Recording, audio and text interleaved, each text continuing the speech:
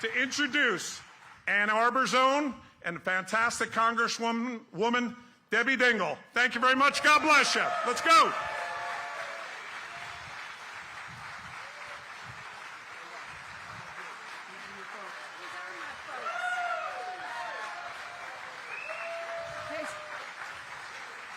Mark said, "These are my folks," and you are my folks. It's an honor to be here with President Biden, who is the most pro-worker president of our lifetimes.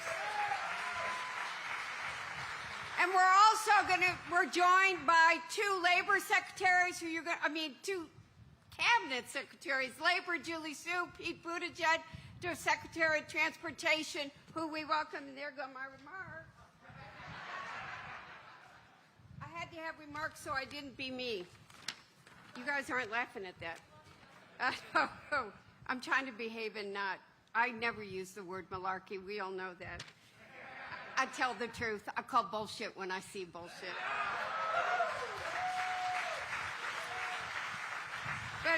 And I, like Mark, want to say how great it is to be in the UA House with Randall Whitaker. And by the way, we do very close to us is IBEW and the House of, so we're in 190 for UA and IBEW 252. Ryan Huck, let's hear it.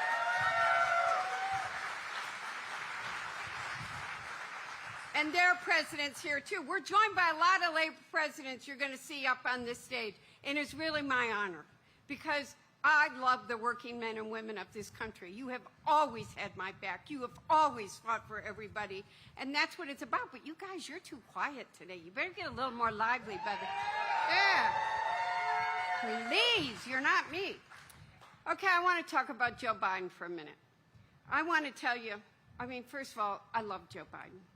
He has been John Dingell's and my friend for more than 40 years. He and Jill got married when Joe and I got married. I can remember the late night calls that Joe and John would have about so many different issues that matter to working men and women in this country. 2008, when we were looking at the auto bailout and people were going to be put out of their jobs, Joe Biden has never, ever, ever stopped worrying about working men and women in this country.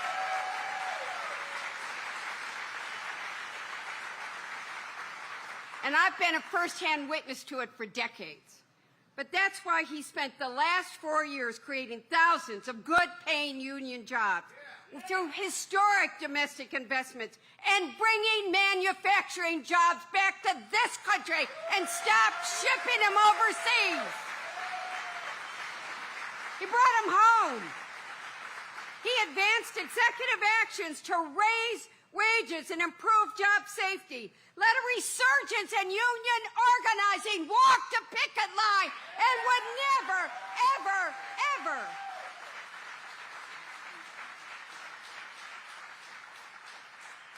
he would never, ever tell somebody they should be fired for walking a picket line. He supports you and your right to speak up. And do not ever forget that your union brothers and sisters, retirees who I held in my arms, who lost their pensions, including 60,000 Michiganders, their pensions were restored and protected by the Butch-Lewis Act.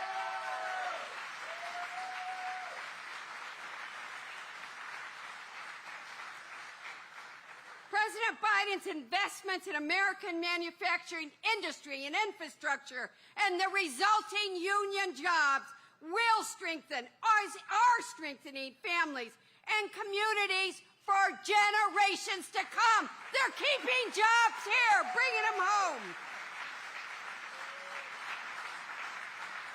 We believe every American deserves better than just getting by. They deserve to get ahead, and that's what we're going to tell Joe Biden today. Okay, you guys, I'm going to introduce one of our cabinet secretaries, but you got to promise me. I'm used to Michigan energy, Michigan cheer. So you can be, behave because it's me, but I don't want you behaving when the president comes out here, okay? I just want to ask that. So now I'm proud to introduce Secretary Pete Buttigieg, whose leadership... There. No, come on out. It's there. No, come on. That's what I want to see. And he's a Michiganian now. I was going to say good things for you. Thank you. You're on. How about Representative Debbie Dingell? I'm so excited to be with you. My name's Pete Buttigieg. I have the best job in the federal government because I have the privilege of being out there every day seeing the good work that is happening to improve and modernize America's infrastructure under President Joe Biden's leadership.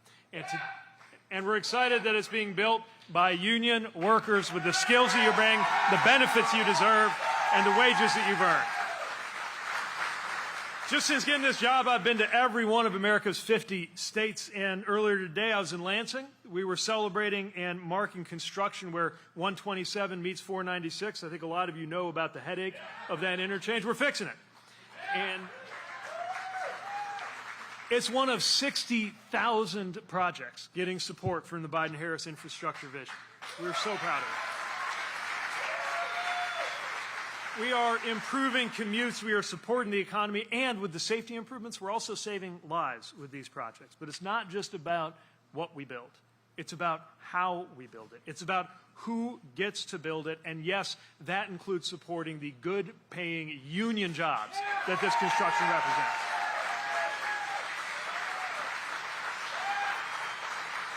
And we're seeing all of the trades benefiting. Over in Lansing, we were with the laborers. We got any laborers here? We're the operating engineers. The laborers, operating engineers, carpenters, and others we saw there. We got some carpenters, all right. 175,000 miles of roadway getting improved in this country. And you are doing the work. Then we toured a training facility with IBEW. I don't know if anybody's heard of the electrical workers, who, among many other things, are installing and maintaining America's growing network of electric vehicle chargers. It's doubled to over 190,000 just since Joe Biden took office, and there's more where that came from. And how about our UA plumbers and pipe fitters? Thank you for having us over.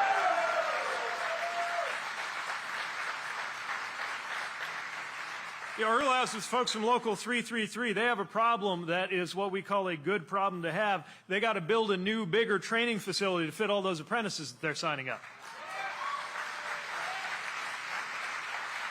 And a big thanks to Local 190 for hosting us here. Look, the pattern is clear. Union workers are getting more work, and it's making all of America stronger. One of the apprentices I met earlier today, I asked her what this apprenticeship meant to her. She said the apprenticeship and the license she's about to get means freedom for her. It'll be the freedom to live where she wants, the freedom to know that she can work on different projects, and the freedom that comes with knowing that your future is secure. And then there was a journeyman there who talked about what was most exciting for him about all this wasn't the income that was coming to him, is that he was in a position to help sponsor Little League and help with football and make his community a better place. And that's what we see again and again. When we support union workers, those union workers are supporting families and communities that make every American better off.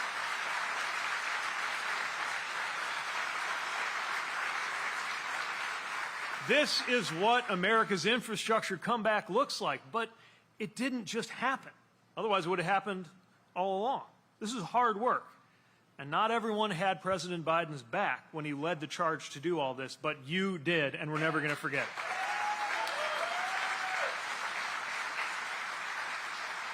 We are seeing the difference between an administration that talks the talk and leadership that walks the walk.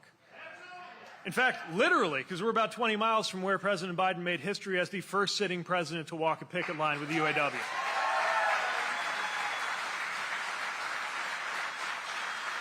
That is walking the walk. Walking the walk means saving the pensions of millions of workers with the Butch-Lewis Act.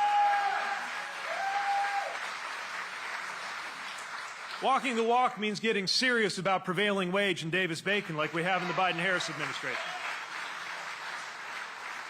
And yes, it means launching the biggest round of American infrastructure investments in over 70 years. So we are fired up. But we know there's more to do. And that's the historic moment you are about to see, because in a few moments, President Biden will announce further steps to expand and cement that progress that's been made. That includes project labor agreements, that includes registered apprenticeships, includes making sure that every worker feels the benefits of this moment.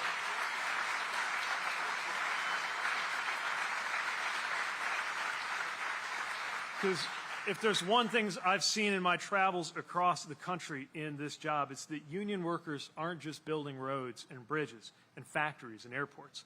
You're building livelihoods. I see it everywhere I go. I see it in the stories and the faces of the workers and the apprentices that we meet. They are standing taller. They are walking prouder, knowing that better future we're building together. And that's why I'm excited to be here, because that is what America's infrastructure decade looks like, and you're the ones making it happen.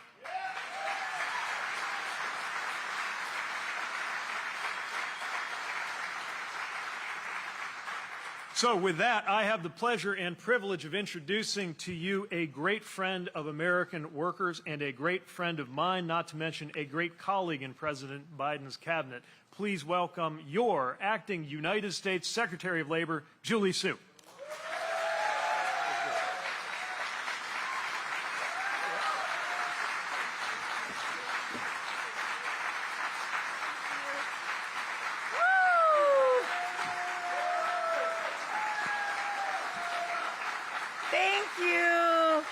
Thank you all so much. Thank you to Secretary Buttigieg for all you do, for your partnership on this and so much else. UA Local 190, good afternoon. How are you? It is great to be with all of you. You've already heard this today, but since day one, the Biden-Harris administration has promised to be the most pro-worker, pro-union administration this country has ever seen. And for us, that is not just a slogan, it's a promise. And it's a promise that we are keeping every single day. So what does that look like? Nearly 16 million jobs created since the president came into office. That's more jobs created under any president in the same amount of time in history. Yep. And as everybody in this room knows, we don't just care about the number of jobs, we care about the kinds of jobs. We care about the quality of those jobs. We want jobs to be jobs that provide a good wage, where every worker knows they're going to come home healthy and safe at the end of the day, where you have benefits so you can take a day off if you need to, and you can retire with dignity, right? That's what a good job does. And where you can work with a good union contract. So as I've traveled the country this past summer in a Good Job Summer Tour, from Phoenix to Fort Lauderdale, from Las Vegas to Milwaukee to Birmingham, and right here in Detroit, we know that we have to stay committed to creating those kinds of good jobs in every single community. And as has already been said too, these jobs don't happen by accident. They're happening because the Biden-Harris administration's historic Investing in America agenda is putting more money into communities than ever before. And as we repair our nation's roads and bridges, as we modernize airports, as we make sure that every family turns on the faucet, gets clean drinking water, and every community has access to high-speed, reliable internet, all of those things are also creating good jobs in every single community. And in President Biden and Vice President Harris's America, those are going to be good union jobs, and we got to keep on doing this work to make sure that that keeps happening. This work is being done by unionized plumbers and pipe fitters, unionized electricians, unionized laborers, it's auto workers, it's hospitality workers, right? It is using American steel made by unionized American workers and using raw materials being mined by unionized American workers. That's right. And this is happening because we've had project labor agreements. In fact, more project labor agreements on federal highway construction projects than in the last 10 years combined.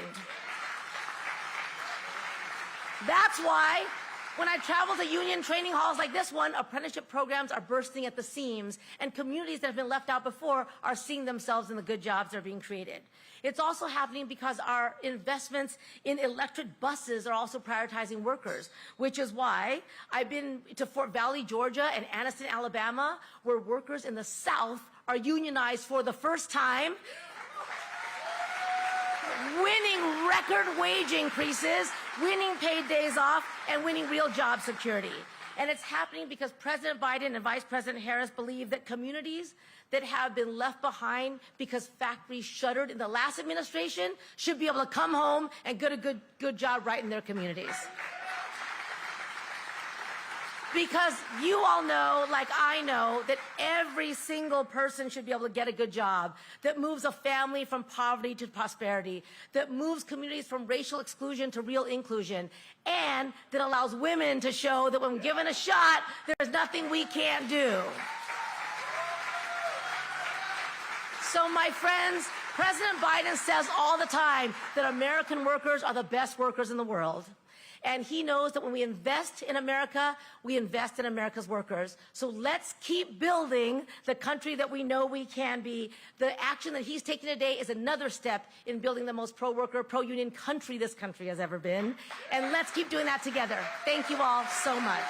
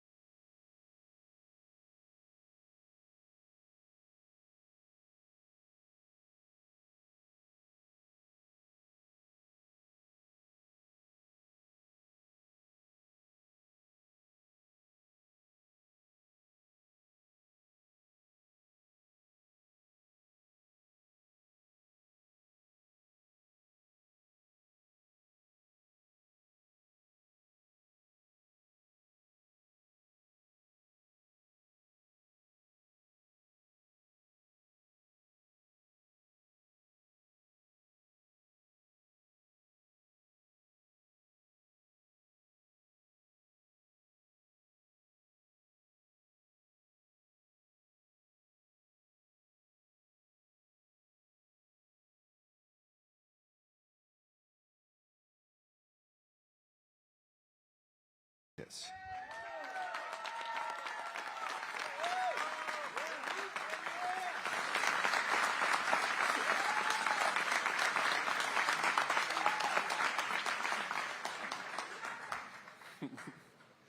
Good afternoon, everyone. My name is Andrew Escobedo. I grew up in a small town. Might have heard of it before. San Diego, California. I'm the proud son of an immigrant, and I live just down the road in Canton. Welcome to Ann Arbor and to my home local union, United Association of Union Plumbers and Pipe Fitters, Local 190.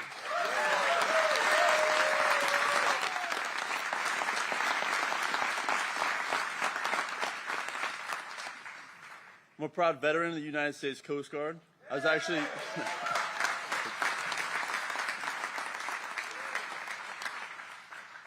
actually stationed at Coast Guard Sector Detroit, not too far from here, about an hour. And I'm currently a second-year apprentice in UA 190 in this very building. Currently a plumber working on a hospital at the University of Michigan, also just down the road. And I'm proud to live by the creed, plumbers protect the health of the nation.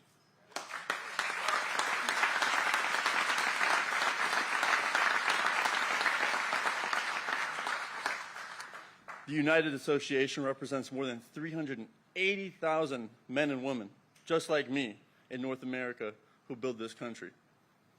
We install medical gas systems, we build hospitals, replace lead service lines in our communities. We deliver clean and affordable energy, and we build the future of American semiconductor manufacturing. Sounds like a lot of hard work. It's because it is. We go through a 5-year registered apprenticeship program where we earn full wages and benefits while we learn the skills that make us the best trained craftspeople in the nation.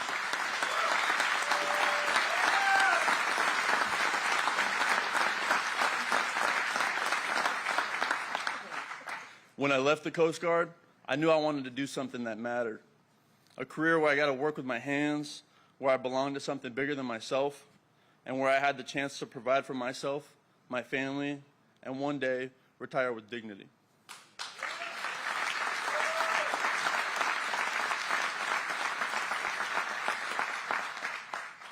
Thanks to President Joe Biden and the investments he has made in the American workers, in the men and women just like me, that dream is now a reality. It is my great honor to introduce to you the most pro-worker and pro-union president in American history, President Joe Biden.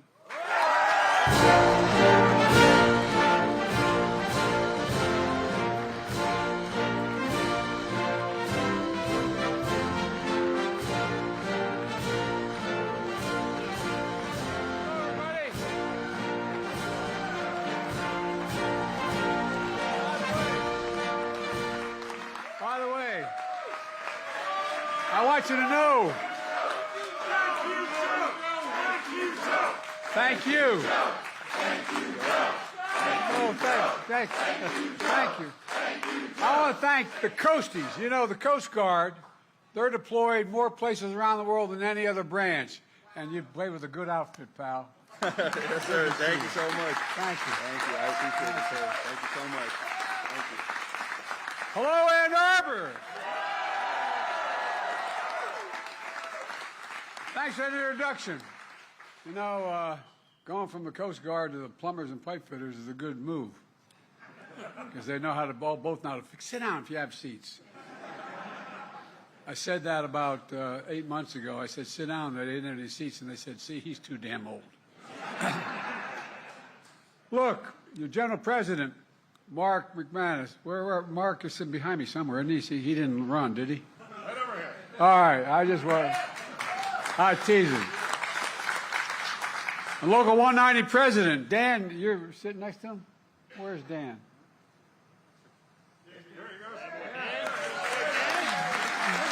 Danny, you're allowed to be up with us, you know, man. You're trying to avoid us. I get it. Look, plumbers and pipe fitters have been with me since the beginning. For my whole career, I've either been too young or too old, never in between. I got elected when I was 29 years old in a right-to-work state called Delaware that we changed. And guess what?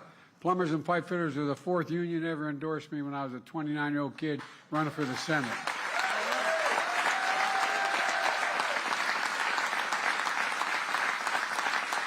Mark flew over from Washington with me on Air Force One, along with the great national labor leaders, Brent Booker of the Laborers. Brent, thank you. Sean McGarvey, Building Trades.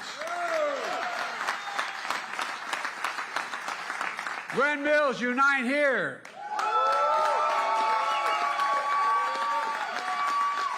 There you are.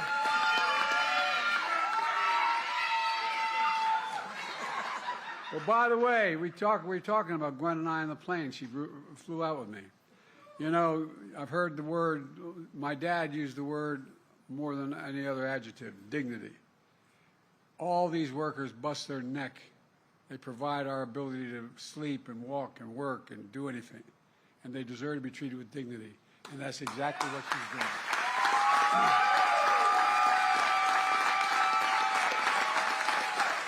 And Kenny Cooper, IBEW. Oh, I'll tell you what, man. Kenny was the first one to stand up for me in 2020. He came out and he said he's going to be for me. And he brought his union along and it changed everything. Kenny, you're not only a great labor leader, you're a good personal friend. Thank you. Thank you, thank you, thank you. And not that it matters to you, but it mattered a hell of a lot to me. The first union that ever endorsed me as a 29-year-old kid. When I got elected, I wasn't old enough to be sworn in. I had to wait 17 days to be eligible. But guess what? This guy was with an outfit called United Steelworkers. First union endorsed me. First union. I remember when they brought me in to see I.W. Abel, who was then president. And I could see him looking at the local rep from Delaware going, are you sure about this kid? Well, you did it, man. Thank you. And we're going to make sure steel workers are still backbone of this country for a long, long time to come.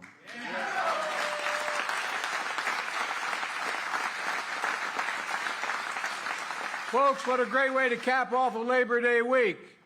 To be a proud union state of Michigan. Michigan, Michigan, Michigan. Well, I mean it. It's always great to be with a dear friend, Debbie Dingle, who's a great, great personal friend. Debbie,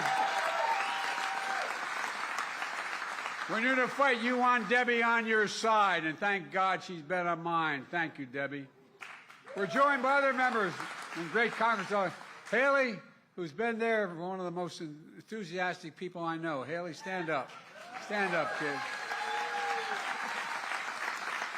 And Cherie, who's doing an incredible job. Where is Cherie? She's out there somewhere. There he is. Come on. Stand up, man, because otherwise they'll think your son's the congressman. There are also 2 members of my cabinet here today. Transportation Secretary Pete Buttigieg.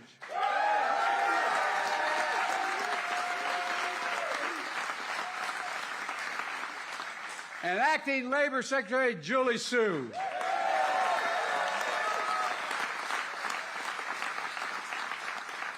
You know, when Marty left, you know Marty used to be Labor Secretary?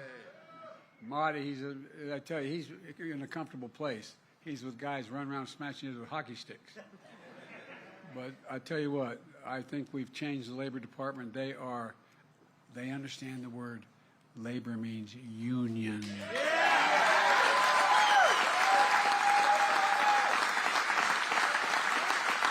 They make this administration the most pro-union administration in the history of the United States of America, period. That's why we're growing. It is. Look,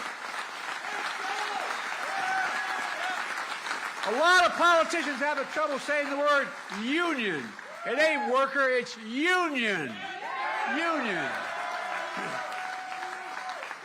Kamala and I know how to say the word and back to look, we know a simple truth. Wall Street did not build America. The middle class built America.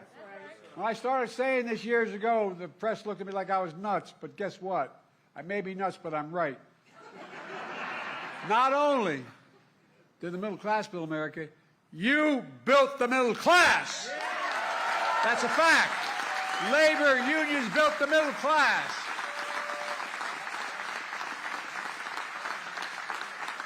When I was vice president and became president, I got a little heat because I was so, quote, pro-union. In fact, I asked the Treasury Department to do a study and it shows that when union workers do well, every worker in America does better. Everybody does better.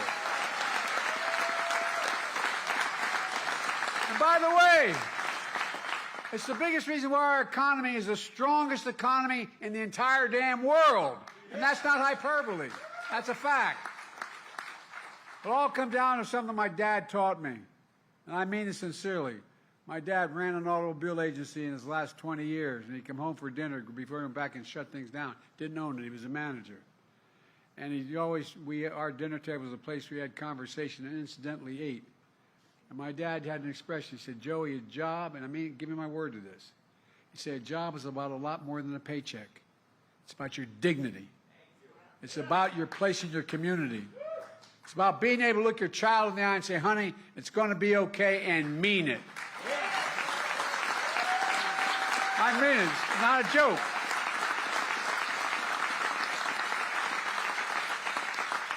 These guys in the other team don't know what the hell it's all about. They don't understand the word dignity.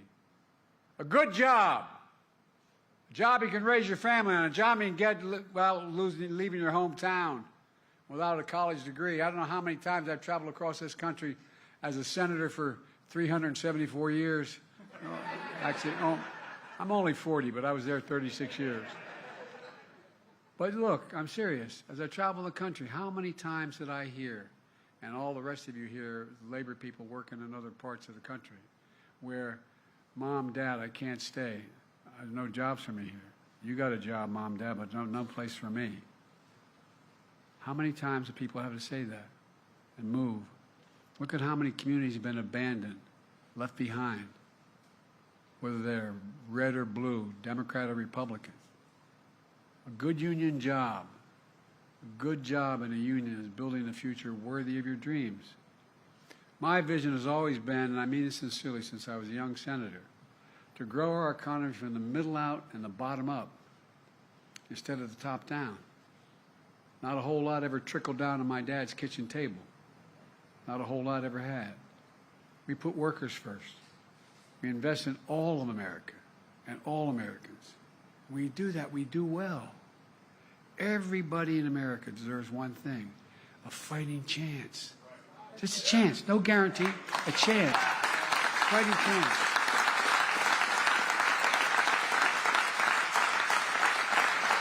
And that's why Carmen and I are so proud of our record.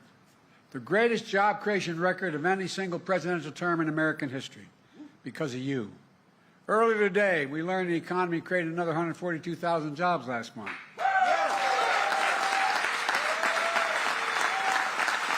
That's 42 straight months in a row, every single month increasing jobs to a total of 16 million new jobs since we took office. It's a fact. And they told us we couldn't do it. Over 1.6 million jobs in construction and manufacturing. Where in the hell is it written that America can't lead the world again in manufacturing? We are leading the world in manufacturing, and we'll continue to. Unemployment is down, wages are up. Inflation is way down and continue to come down. I predict it's going to come down this month a little more. And just last year, we added 250 new energy jobs. Clean energy jobs, growing twice as fast as any other sector of the economy. Clean energy. I know the other team doesn't think there's any such thing as global warming. Well, I like to put the other nominee for president, the former president, I'd like to put him in the middle of Arizona for a while. Clean energy workers are joining unions at the highest level in history, double any other portion of the workforce. I've said it before. When I think climate, I think jobs, good paying union jobs.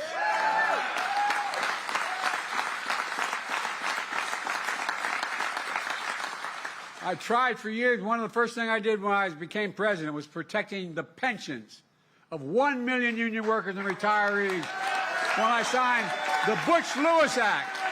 Butch-Lewis.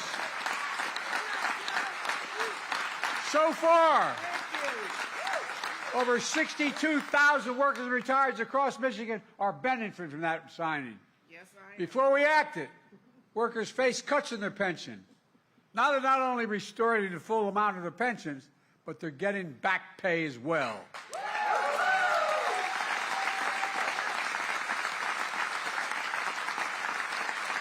Where I come from, my family, are making them whole again. It's a big deal, but let's be clear. Every Democrat in the Michigan delegation voted to protect those pensions, led by Debbie and others. But hear me now. Every single Republican in your delegation voted against protecting those pensions. Every single one. No, I'm serious. Not a joke. Every one. I've been around a long time in politics. It used to be Democrats and Republicans. We'd argue like hell, but we'd work out compromises. But every one. Vice President Harris had to cast a tie-breaking vote in the United States Senate to make this pension bill real. Folks,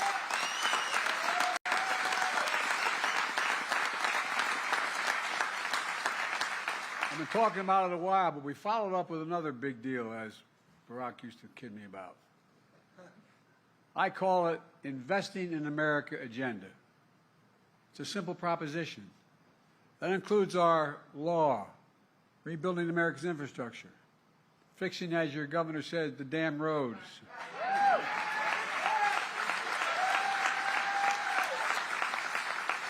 My predecessor, who's seeking office again, promised Infrastructure Week every week in the 4 years he was president. And he never built a damn thing. Not one thing. Not a joke. Not one. Well, Kamala and I have made sure Michigan receives so far, $10.9 billion for 2,000 projects so far. Roads, bridges, removing lead pipes from homes and schools, clean drinking water, delivering affordable high-speed internet to every Michigander. And the number's still growing. We're just getting started. That bill I got passed and said that Biden couldn't do it, guess what?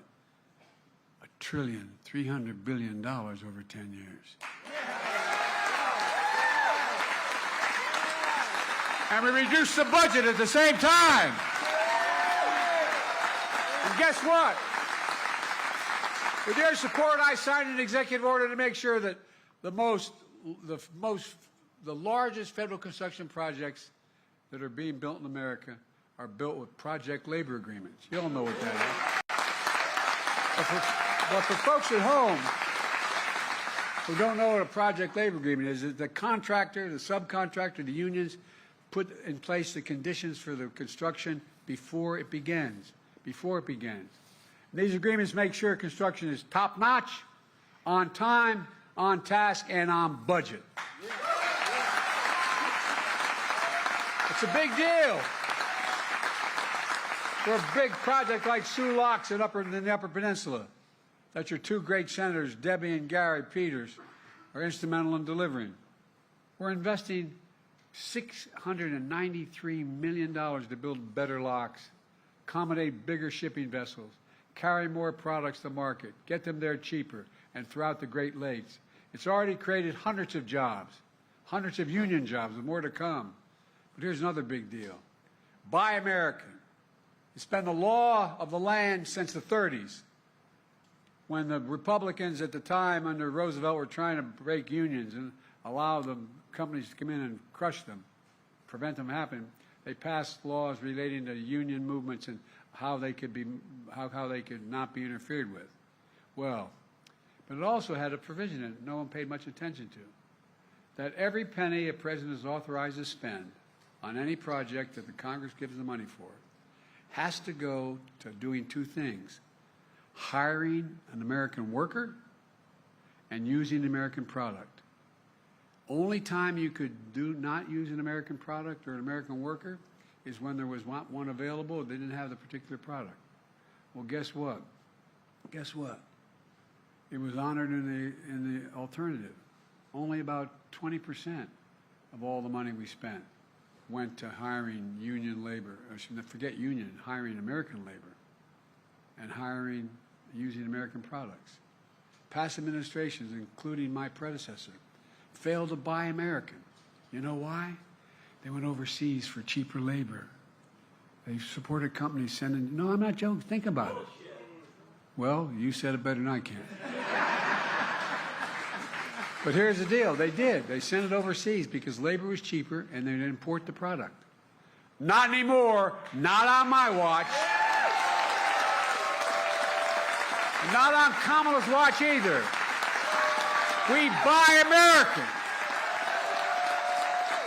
And we're making sure federal projects, building American roads, bridges, highways, were made with American projects, built by American workers, creating a good living and American jobs.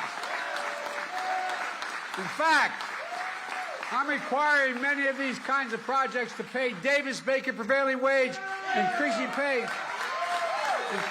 for 1 million workers over time. And many of these jobs don't require a college degree. In fact, Kamala and I expanded registered apprenticeships. Remember when the company said, we'll take care of the apprenticeship program? As they say in Southern, you done good with that, didn't you?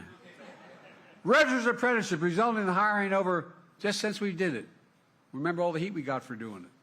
Well, guess what? Hiring over 1 million apprentices since we came to office. 1 million, just since we came to office.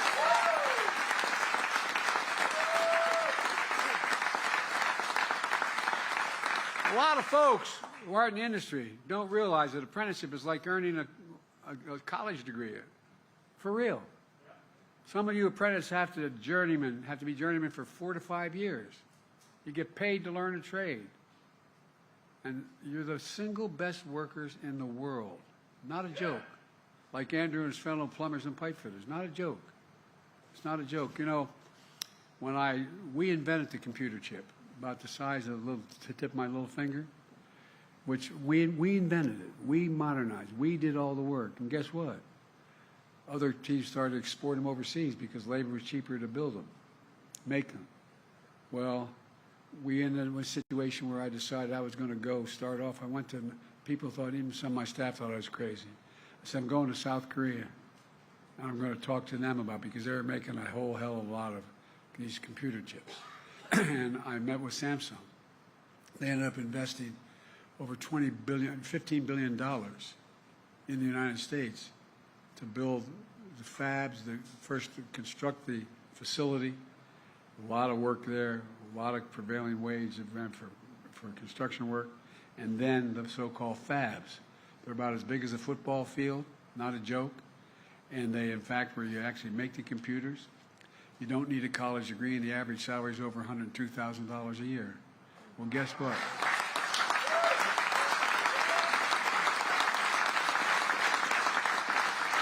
So I asked Samsung, why were they coming in that? By the way, it's well over $50 billion being invested coming from abroad.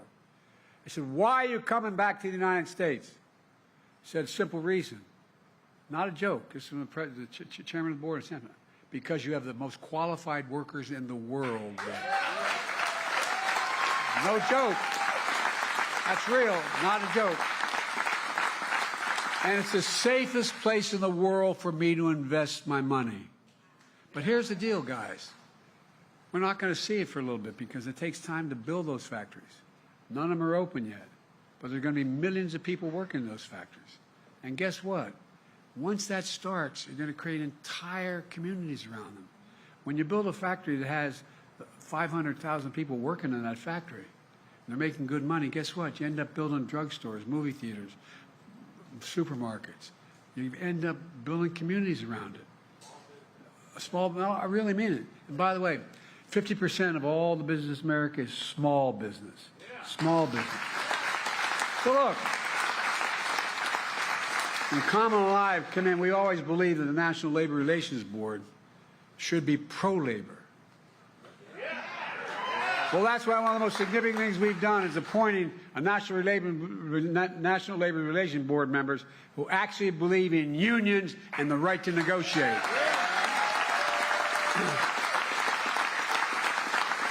Look what's changed. When Trump was president, he appointed union busters in that organization. It's designed to promote unions. And by the way, you think he has any damn idea what we do? No, I'm not being a wise guy. I mean, I wonder whether he has any notion what a hard day's work is. I mean, all he did was lose his father's money. And then get in trouble and have to owe a lot of other people money. And then borrow a lot of money and give tax cuts to the super wealthy and end up with the largest debt any president's left behind in 4 years. He has an incredible record. An incredible record. Oh, you think I'm kidding? Look at the numbers, man. And by the way, he and a guy who was maybe the worst Republican president ever before him ended up with, he's the only one other than the Republican president who, when he came to office, had more jobs than when he left office, lost jobs. Look, Kamala and I are focused on what Michigan is known for as well, the auto industry. I got through school, my dad managing an automobile dealership. That's how I got through school. I was proud to be the first president to walk the picket line and do it with the UAW.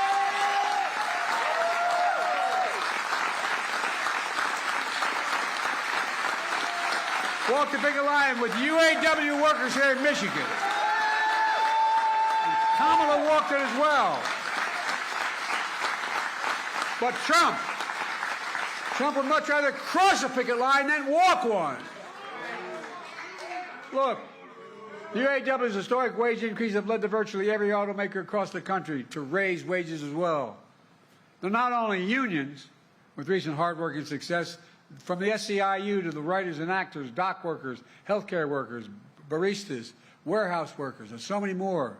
We've made a lot of progress, but we still have more to do. That's why we're here today. In a few minutes, I'm going to sign another groundbreaking executive order. It's called the Good Jobs Executive Order. For the first time in our history, the official policy of a presidential administration is to specify a clear list of higher labor standards for jobs created through my Investing in America agenda. And here's what my executive order will do. For jobs created using federal dollars, Good Jobs Executive Order will call on a federal agency to protect the workers, the power of the workers, to encourage the free and fair choice to join a union. My executive order goes on to call on federal agencies to include high labor standards in grants that we give, prioritizing projects that pay wages you can raise a family on and provide benefits like child care. Right now, Davis-Bacon prevailing wage only applies to construction jobs, and construction jobs are booming.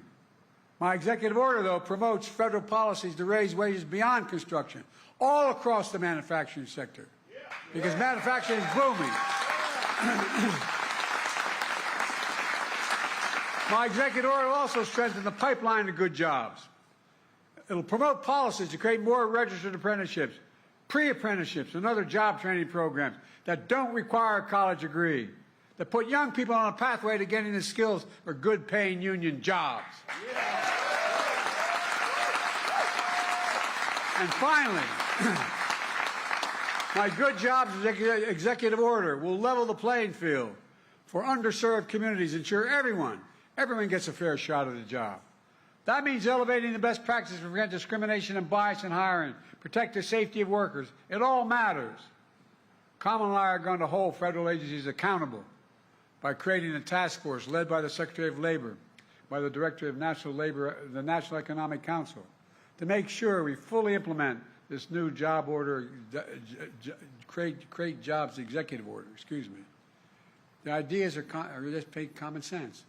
Economists have long believed that these good job standards produce more opportunities and better outcomes for workers and more predictable outcomes for business as well. It turned out to be a win-win situation for everyone, including business. In fact, presidents of both parties have recognized this. Prevailing wage laws date back to President Hoover, Registered apprenticeships date back to Franklin Roosevelt. But too many presidents like my predecessor have looked the other way as companies trample on the rights of workers while cashing in their big government checks. But not anymore.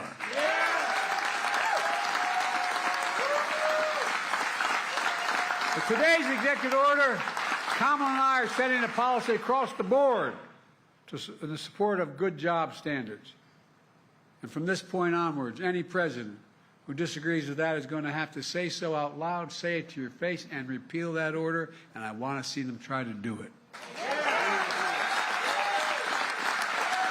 Let me close with this. In 2020, I said one of the reasons I was running was to rebuild the backbone of America, the middle class. Nearly 4 years later, we've done just that. In thousands of cities and towns across the country, we're seeing the great American comeback story. My predecessor believes America is a failing nation. He's a failing president, a failing man. He's wrong. America isn't failing. We're winning. We are the indispensable nation in the world. We're the nation of dreamers and doers that led to the greatest advances in human history over the last 200 years. That's who we are. But my predecessor doesn't get it. He refused to visit an American cemetery in France that I was just near because, according to his own chief of staff, a 4-star Marine general, Trump said those servicemen buried there are suckers and losers. My son died because of a year in Iraq. I'm just happy, and I mean this in front of my heart. I'm glad I wasn't there. I think I would have done something. No, I think you would have too. They're heroes. He's the sucker. He's the loser, the way he talks about it.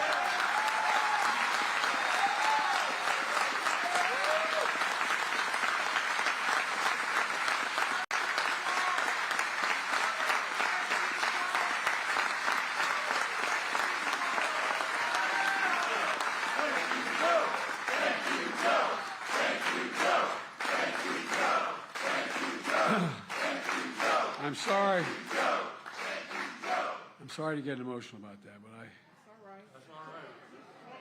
but I miss him. He was the Attorney General of the state of Delaware and volunteered to go anyway. Our servicemen and veterans are heroes. And you, the American worker, are heroes in this comeback story. You're the reason for the comeback story. Because of you, all those who came before, we're the only nation that's always emerged. Every single time. Check it out. Always emerged in American history. We've always come out of a crisis stronger than we went in. Stronger than we went in. Because of you, and I mean it from the bottom of my heart, I've never been more optimistic about America's future. We just have to remember who we are. We're the United States of America. There's nothing beyond our capacity when we work together, when we fight. I'm now going to go over and sign that good jobs executive order and keep it going, guys. You're saving the country. God bless you all. God bless America.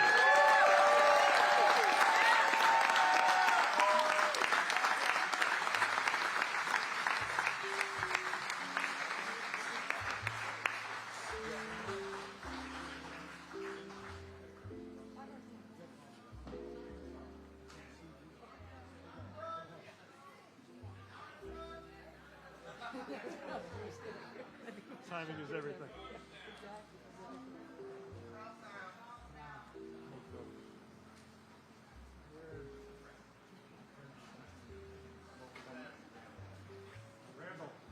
Randall, come on.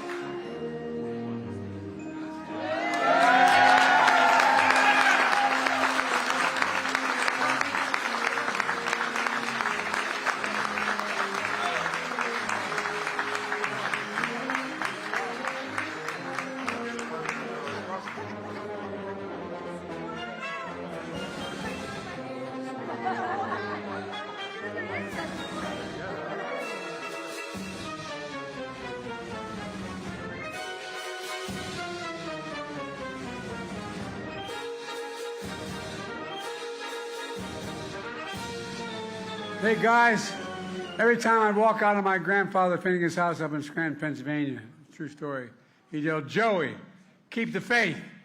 My grandmother Finnegan would come out and say, no, Joey, spread it. Spread the faith, guys. Let's go. We have an